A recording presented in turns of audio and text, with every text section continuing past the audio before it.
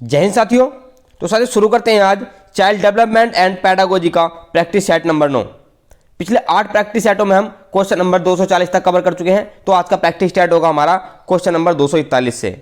तो साथियों एक बार आपसे फिर से निवेदन है कि जिन साथियों ने अभी तक चैनल को सब्सक्राइब नहीं किया है वो प्लीज चैनल को सब्सक्राइब जरूर कर दें साथियों। तो चलो शुरू करते हैं आज का प्रैक्टिस सेट और देखते हैं अपना पहला क्वेश्चन क्या है। तो पहला क्वेश्चन है, बालक के शारीरिक व क्रियात्मक विकास की दशा होती है सिर से पैर तथा शरीर के बाहर से मध्य की ओर, या फिर सिर से पैर तथा शरीर के मध्य से बाहर की ओर, या फिर पैर से सिर तथा शरीर के बाहर से मध्य की ओर, या पैर से सिर और शरीर के मध्य से बाहर की ओर। तो साथियों इस क्वेश्चन का सही आंसर हो जाएगा ऑप्शन नंबर बी, सिर से पैर तथा शरीर के मध्य से बाहर की ओर होती है। ऑप्शन नंबर बी सही आंसर हो जाएगा साथियों। अगला प्रश्न देखेंगे, बालक का विकास परिणाम है। वेरी इंपॉर्टेंट क्वेश्चन है साथियों ये, कि बालक का विकास किसका परिणाम है, वंशानुक्रम का, वातावरण का, या वंशानुक्रम तथा वातावरण की अंतःक्रिया का, या फिर डी आर्थिक कारकों का। तो इस क्वेश्चन का सही आंसर हो जाएगा साथियों ऑप्शन नंबर सी, वंशानुक्रम तथा वातावरण की अंतः प्रक्रिया का परिणाम होता है बालक का विकास। ऑप्शन नंबर सी सही आंसर हो जाएगा। अगला प्रश्न देखेंगे, परीक्षा के स्थान पर सतत और व्यापक मूल्यांकन गुणवत्ता मूलक शिक्षा के लिए अधिक उपयुक्त है क्योंकि इसमें संज्ञानात्मक क्षेत्र का मूल्यांकन किया जाता है, सह संज्ञानात्मक क्षेत्र का मूल्यांकन किया जाता है, या फिर मूल्यांकन सतत एवं व्यापक क्षेत्रों का होता है, या फिर उपरोक्त सभी।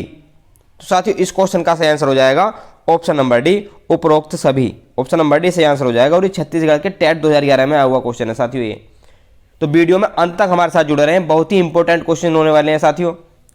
प्राथमिक स्तर पर मातृभाषा में शिक्षा देना बेहतर है क्योंकि प्राथमिक स्तर पर बच्चों की मातृभाषा में ही शिक्षा देना बेहतर है। इसका क्या कारण है, बच्चों में आत्मविश्वास का विकास करेगा, अधिगम को सरल बनाएगा, बौद्धिक विकास में सहायता करेगा, प्राकृतिक वातावरण में बच्चों को सीखने में सहायता करेगा।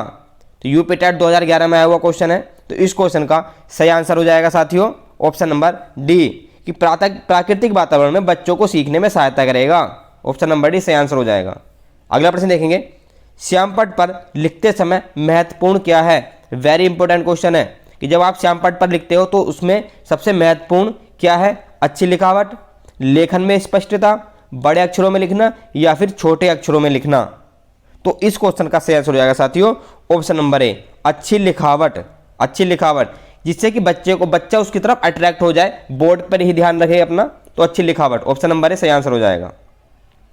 अगला प्रश्न देखेंगे, आपकी कक्षा में एक छात्र देर से आता है तो आप क्या करेंगे, उसके अभिभावकों को सूचित करेंगे, उसे दंड देंगे, कारण जानने की चेष्टा करेंगे, या फिर उस पर कोई ध्यान नहीं देंगे। साथियों सीटेट में इस तरह के क्वेश्चन कई बार पूछे जा चुके हैं, बहुत ही ज़्यादा इंपॉर्टेंट क्वेश्चन होते हैं ये। तो इस क्वेश्चन का सही आंसर क्या हो जाएगा साथियों, क्वेश्चन नंबर 246 का, और आज का प्रैक्टिस सेट का छठा क्वेश्चन है। तो इस क्वेश्चन का सही आंसर हो जाएगा साथियों ऑप्शन नंबर सी, कारण जानने की चेष्टा करेंगे कि वो लेट क्यों आ रहा है। ऑप्शन नंबर सी सही आंसर हो जाएगा। अगला प्रश्न देखेंगे, शिक्षा का उद्देश्य होना चाहिए। शिक्षा का क्या उद्देश्य होना चाहिए, विद्यार्थियों में व्यावसायिक कुशलता का विकास करना, विद्यार्थियों में सामाजिक जागरूकता तैयार करना, विद्यार्थियों को परीक्षा के लिए तैयार करना, या फिर व्यवहारिक जीवन के लिए विद्यार्थी को तैयार करना। तो क्वेश्चन नंबर 247 का सही आंसर हो जाएगा ऑप्शन नंबर डी, व्यवहारिक जीवन के लिए विद्यार्थी को तैयार करना शिक्षा का प्रमुख उद्देश्य होना चाहिए। ऑप्शन नंबर डी सही आंसर हो जाएगा। अगला प्रश्न देखेंगे, विद्यार्थी में अवांछित व्यवहार अनडिजायरेबल बिहेवियर को परिवर्तन करने में सबसे प्रभावी पद्धति कौन सी है, कि विद्यार्थी को दंड दिया जाए, अभिभावकों के ध्यान में इसे लाना, या फिर अवांछित व्यवहार के कारणों को ढूंढना एवं उपचार का प्रबंध करना, या फिर इसकी उपेक्षा करना यानी कि निंदा करना या बुराई करना। तो इस क्वेश्चन का सही आंसर हो जाएगा साथियों ऑप्शन नंबर सी, अवांछित व्यवहार जो भी कर रहा है बच्चा उसका कारण का पता लगाओ कि वो इस तरीके से हरकतें क्यों कर रहा है और उसका उपचार करो। ऑप्शन नंबर सी सही आंसर हो जाएगा। अगला प्रश्न देखेंगे, अगला प्रश्न है, आपको शिक्षक दिवस पर कुछ विद्यार्थियों ने एक बधाई पत्र भेजा है, आप क्या करेंगे। कुछ नहीं करेंगे, उन्हें धन्यवाद देंगे, उन्हें पैसों की बर्बादी नहीं करने के लिए बोलेंगे, या फिर उन्हें बदले में शुभकामनाएं देंगे। तो साथियों इस तरीके के क्वेश्चन में सभी आंसर सही लगते हैं, तो ये क्वेश्चन इंपॉर्टेंट हो जाते हैं हमारे लिए। तो इस क्वेश्चन का सही आंसर हो जाएगा साथियों ऑप्शन नंबर बी, सिंपली उन्हें हम धन्यवाद देंगे। ऑप्शन नंबर बी सही आंसर हो जाएगा। अगला प्रश्न देखेंगे, जब एक विद्यार्थी असफल होता है तो समझा जाता है कि जब एक विद्यार्थी, साथियों ध्यान देना, एक विद्यार्थी असफल हो रहा है यहाँ पर, बस सारे नहीं हो रहे हैं, तो पद्धति असफल है, शिक्षक असफल है, पाठ्य पुस्तक असफल है, यह वैयक्तिक असफलता है। तो क्वेश्चन नंबर 250 का सही आंसर हो जाएगा साथियों ऑप्शन नंबर डी, यह वैयक्तिक असफलता है, क्योंकि एक ही बच्चा असफल हो रहा है, सारे नहीं हो रहे। इसका मतलब पद्धति तो सही थी, शिक्षक भी सफल था, लेकिन यह वैयक्तिक असफलता है। ऑप्शन नंबर डी सही आंसर हो जाएगा। अगला प्रश्न देखेंगे, किसी विद्यार्थी की सबसे महत्वपूर्ण विशेषता क्या है? उत्तरदायित्व की अनुभूति, ईमानदारी, सहभागिता या फिर आज्ञाकारिता। तो इस क्वेश्चन का सही आंसर हो जाएगा साथियों ऑप्शन नंबर डी, आज्ञाकारिता। ऑप्शन नंबर डी सही आंसर हो जाएगा। अगला प्रश्न देखेंगे, आप किसी कक्षा में पाठ पढ़ाते हैं और एक विद्यार्थी विषय से असंबंधित एक प्रश्न पूछता है, तो आप क्या करेंगे? मतलब वो उस सब्जेक्ट से अलग का कोई क्वेश्चन पूछ लेता है कोई भी, तो आप क्या करेंगे? उसे असंबंधित प्रश्न पूछने की अनुमति दे देंगे, उसे असंबंधित प्रश्न पूछने की अनुमति नहीं देंगे, या फिर उसे गैर अनुशासित समझकर दंडित करेंगे, या कक्षा के बाद प्रश्न का उत्तर देंगे। तो इस क्वेश्चन का सही आंसर हो जाएगा साथियों ऑप्शन नंबर डी, कि कक्षा के बाद उस प्रश्न का उत्तर देंगे, क्योंकि वहां पर बाकी बच्चे भी बैठे हैं, इसलिए वो सिलेबस से अलग का क्वेश्चन था, उस पार्ट से अलग का क्वेश्चन था, या सब्जेक्ट से अलग का क्वेश्चन था, तो उसको कक्षा के बाद उस प्रश्न का उत्तर दे देंगे। ऑप्शन नंबर डी सही हो जाएगा। अगला प्रश्न देखेंगे, अगला प्रश्न हमारा, एक सामान्य 12 वर्ष की आयु के बच्चे में सबसे अधिक क्या होना संभव है? 12 वर्ष की आयु का बच्चा, उसमें क्या संभव है? कुल प्रेरक समन्वय, वयस्कों को खुश करने के बारे में दुश्चिंता की अनुभूति, अब और यहाँ में उसकी रुचियों को सीमित करना, समकक्षी के अनुमोदन के लिए बेचैनी। साथियों यहाँ पर मुझे क्लियर दिखाई नहीं दे रहा, लेकिन फिर भी मैं आपको पढ़ के बता रहा हूँ। तो इस क्वेश्चन का सही आंसर हो जाएगा क्वेश्चन नंबर 253 का ऑप्शन नंबर डी, कि समकक्षी के अनुमोदन के लिए बेचैनी। ऑप्शन नंबर डी इस क्वेश्चन का सही आंसर हो जाएगा। अगला प्रश्न देखेंगे, विद्यालय से विद्यार्थियों के भाग जाने का कारण क्या है? कक्षा शिक्षण में रुचि का अभाव, विद्यार्थियों के अध्ययन में रुचि का अभाव, या फिर विद्यार्थियों को दंड नहीं देना, या समस्या के प्रति शिक्षकों की निर्दय अभिवृत्ति। तो क्वेश्चन नंबर 254 का सही आंसर हो जाएगा साथियों ऑप्शन नंबर डी, कि समस्या के प्रति शिक्षकों की निर्दय अभिवृत्ति है। ऑप्शन नंबर डी सही आंसर हो जाएगा। अगला प्रश्न देखेंगे, विद्यालयों में श्रम की स्फूर्ति का विकास करने के लिए शिक्षक अपने ही श्रम में प्रवृत्ति दिखाएगा, शिक्षक श्रम के महत्व पर व्याख्यान करेगा, समय समय पर विद्यार्थियों को श्रम करने का अवसर देना पड़ेगा, या फिर विद्यार्थियों को श्रम करने वालों लोगों का उदाहरण देना पड़ेगा। तो इस क्वेश्चन का सही आंसर हो जाएगा ऑप्शन नंबर सी, समय समय पर विद्यार्थियों को श्रम करने का अवसर देना पड़ेगा, क्योंकि जब तक बच्चा खुद नहीं करेगा उस काम को तो समझेगा नहीं, तो इसलिए इस क्वेश्चन का आंसर हो जाएगा ऑप्शन नंबर सी। अगला प्रश्न देखेंगे हम, अगला प्रश्न है, बाल विकास की परिभाषा का अध्ययन क्षेत्र है, मानवीय सामर्थ्यों में परिवर्तन का परीक्षण करता है, जीवन अवधि के दौरान व्यवहार की व्याख्या ढूंढेगा, बच्चों की वयस्क तथा वरिष्ठ नागरिकों के साथ तुलना करेगा, या किसी बच्चे के संज्ञानात्मक, सामाजिक तथा दूसरे सामर्थ्यों के क्रमिक विकास के लिए उत्तरदायी होगा। तो इस क्वेश्चन का सही आंसर हो जाएगा ऑप्शन नंबर डी, कि किसी बच्चे के संज्ञानात्मक, सामाजिक तथा दूसरे सामर्थ्यों के क्रमिक विकास के लिए उत्तरदायी होगा। ऑप्शन नंबर डी सही आंसर हो जाएगा।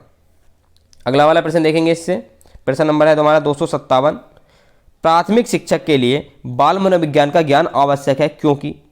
ये तो हमें पता है कि प्राथमिक शिक्षक के लिए बाल मनोविज्ञान का ज्ञान होना बहुत ही ज़्यादा आवश्यक है। क्यों है? यह बच्चों को अनुशासित बनाने में सहायता करता है, परीक्षा के परिणाम में उन्नति होती है, यह बच्चों को अभिप्रेरित करने के लिए सुविधाजनक तरीका बन जाता है, या यह बच्चों के व्यवहार को समझने में शिक्षक की सहायता करता है। तो ऑप्शन नंबर डी सही आंसर हो जाएगा, कि यह बच्चों के व्यवहार को समझने में शिक्षक की सहायता करता है, जो भी हमने पढ़ा है बाल मनोविज्ञान में वो। ऑप्शन नंबर डी सही आंसर हो जाएगा। अगला प्रश्न देखेंगे, मानवीय मूल्यों जो प्रकृति में सार्वत्रिक हैं के विकास का क्या अर्थ है? मानवीय मूल्यों के विकास का क्या अर्थ है? मतारोपण, अंगीकरण, अनुकरण, या फिर अभिव्यक्ति। तो इस क्वेश्चन का सही आंसर हो जाएगा साथियों ऑप्शन नंबर डी, अभिव्यक्ति। ऑप्शन नंबर डी सही आंसर हो जाएगा। अगला क्वेश्चन देखेंगे, अपने विद्यार्थियों को समझने के लिए एक शिक्षक में अच्छी जानकारी होनी चाहिए, बाल मनोविज्ञान की, बच्चों को समझने की प्रवृत्ति की, विषय वस्तु के प्रति विद्यार्थी के मत की, या फिर उपरोक्त सभी की। तो इस क्वेश्चन का सही आंसर हो जाएगा साथियों ऑप्शन नंबर डी, उपरोक्त सभी की। ऑप्शन नंबर डी सही आंसर हो जाएगा। अगला प्रश्न देखेंगे, अगला प्रश्न हमारा, निम्न में से किस स्तर में बच्चे अपने समकक्षी वर्ग के सेकेंडरी सदस्य बन जाते हैं? मतलब किस स्तर में बच्चे अपने समकक्षी वर्ग मतलब अपने आसपास के अपनी उम्र के हिसाब से एक सदस्यों का ग्रुप बना लेते हैं। तो कौन सी अवस्था होती है? किशोरावस्था, प्राक बाल्यावस्था, वयस्कावस्था या फिर बाल्यावस्था। तो इस क्वेश्चन का सही आंसर हो जाएगा ऑप्शन नंबर ए, किशोरावस्था। ऑप्शन नंबर ए सही आंसर हो जाएगा। अगला प्रश्न देखेंगे, मनोचित्रण का संदर्भ है अर्थग्राह्यता को बढ़ाने की एक तकनीक, जोखिम भरे कार्य के लिए कर्म योजना, मन का चित्र खींचना या मन के कार्य का अन्वेषण। तो इस क्वेश्चन का सही आंसर हो जाएगा साथियों ऑप्शन नंबर डी, मन के कार्य का अन्वेषण। ऑप्शन नंबर डी सही आंसर हो जाएगा। अगला प्रश्न देखेंगे, बालिका शिक्षा को महत्व देना उचित है क्योंकि बालिकाएं बालकों से अधिक बुद्धिमती होती हैं, बालिकाएं बालकों से अल्पसंख्यक होती हैं, अतीत में बालिकाओं को बुरी तरह से विभेदित किया जाता था, या किसी सामाजिक परिवर्तन के नेतृत्व में केवल बालिकाएं ही समर्थ होती हैं। तो इस क्वेश्चन का सही आंसर हो जाएगा साथियों ऑप्शन नंबर डी, कि किसी सामाजिक परिवर्तन के नेतृत्व में केवल बालिकाएं ही समर्थ होती हैं। ऑप्शन नंबर डी सही आंसर हो जाएगा। अगला प्रश्न देखेंगे, विकास शुरू होता है उत्तर बाल्यावस्था से, प्रसव पूर्ण अवस्था से, शैशवावस्था से या पूर्व बाल्यावस्था से। सीटेट 2012 में आया हुआ क्वेश्चन है साथियों ये। तो क्वेश्चन नंबर 263 का सही आंसर हो जाएगा प्रसव पूर्ण अवस्था से, यानी कि जन्म से पहले से ही विकास शुरू हो जाता है। Option number B. अगला प्रश्न देखेंगे, बहुविध बुद्धि सिद्धांत के अनुसार सभी प्रकार के पशुओं, खनिजों और पेड़ पौधों को पहचानने और वर्गीकृत करने की योग्यता क्या कहलाती है? इन सभी को वर्गीकृत करने की योग्यता क्या कहलाती है? तार्किक गणितीय बुद्धि, प्राकृतिक बुद्धि, भाषिक बुद्धि या फिर स्थानिक बुद्धि। तो क्वेश्चन नंबर 264 का सही आंसर हो जाएगा साथियों ऑप्शन नंबर बी, प्राकृतिक बुद्धि कहते हैं उसको। ऑप्शन नंबर बी सही आंसर हो जाएगा प्राकृतिक बुद्धि। अगला प्रश्न देखेंगे, अधिकांश व्यक्तियों की बुद्धि औसत होती है, बहुत कम लोग प्रतिभा संपन्न होते हैं और बहुत कम व्यक्ति मंद बुद्धि के होते हैं। यह कथन के प्रतिस्थापित सिद्धांत पर आधारित है? बुद्धि और जातीय विभिन्नताओं के, बुद्धि के वितरण के, बुद्धि के वृद्धि के या फिर बुद्धि और लैगिंग विभिन्नताओं के। तो इस क्वेश्चन का सही आंसर क्या हो जाएगा साथियों? इस क्वेश्चन का सही आंसर हो जाएगा ऑप्शन नंबर बी, बुद्धि के वितरण के। ऑप्शन नंबर बी सही आंसर हो जाएगा। अगला प्रश्न देखेंगे, आज के प्रैक्टिस सेट का 26वां क्वेश्चन है, चिंतन अनिवार्य रूप से एक क्या है? संज्ञानात्मक गतिविधि है, मनोगतिक प्रक्रिया है, मनोवैज्ञानिक परिघटना है या फिर भावात्मक व्यवहार है। सीटेट 2012 में आए हुए क्वेश्चन चल रहे हैं साथियों, बहुत इंपॉर्टेंट क्वेश्चन है। तो चिंतन क्या है? इस क्वेश्चन का सही आंसर क्या हो जाएगा? इस क्वेश्चन का सही आंसर हो जाएगा ऑप्शन नंबर ए, संज्ञानात्मक गतिविधि है। ऑप्शन नंबर ए सही आंसर हो जाएगा। अगला प्रश्न देखेंगे, पियाजे के अधिगम के संज्ञानात्मक सिद्धांत के अनुसार वह प्रक्रिया जिसके द्वारा संज्ञानात्मक संरचना को संशोधित किया जाता है उसको क्या कहते हैं? प्रत्यक्षण, समायोजन, समावेशन या फिर स्कीमा। तो उसको कहते हैं साथियों ऑप्शन नंबर सी, समावेशन। समावेशन कहा जाता है। ऑप्शन नंबर सी सही आंसर हो जाएगा। अगला प्रश्न देखेंगे, एक शिक्षिका अपने शिक्षार्थियों को सदैव इस रूप में सहायता करती है कि वे एक विषय क्षेत्र से प्राप्त ज्ञान को दूसरे विषय क्षेत्र के ज्ञान के साथ जोड़ सकें। इससे किसको बढ़ावा मिलता है? पुनर्बलन को, ज्ञान के सहसंबंध एवं अंतरण को, वैयक्तिक भिन्नताओं को या फिर शिक्षार्थी स्वायत्तता को। तो इस क्वेश्चन का सही आंसर हो जाएगा साथियों ऑप्शन नंबर बी, ज्ञान के सहसंबंध एवं अंतरण को बढ़ावा मिलता है। ऑप्शन नंबर बी सही आंसर हो जाएगा।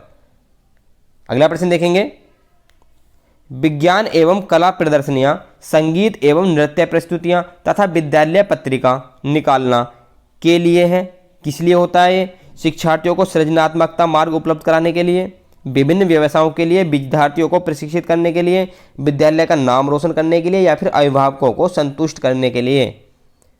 तो इस क्वेश्चन का सही आंसर हो जाएगा साथियों ऑप्शन नंबर ए, शिक्षार्थियों को सृजनात्मकता का मार्ग उपलब्ध कराने के लिए, उनकी क्रिएटिविटी का मार्ग उपलब्ध कराने के लिए। ऑप्शन नंबर ए सही आंसर हो जाएगा। और आज के प्रैक्टिस सेट का लास्ट क्वेश्चन देखेंगे साथियों 270। कोहल वर्ग के अनुसार सही और गलत प्रश्नों के बारे में निर्णय लेने में शामिल चिंतन प्रक्रिया को क्या कहा जाता है? सहयोग की नैतिकता, नैतिक तर्कणा, नैतिक यथार्थवाद या फिर नैतिक दुविधा। तो आज के प्रैक्टिस सेट का लास्ट क्वेश्चन का सही आंसर हो जाएगा साथियों ऑप्शन नंबर बी, नैतिक तर्कणा कहा जाता है। ऑप्शन नंबर बी सही आंसर हो जाएगा। तो साथियों ये थे हमारे CDP के 30 बहुत ही महत्वपूर्ण प्रश्न। तो हम आपसे फिर मिलते हैं अगले प्रैक्टिस सेट में। जय हिंद।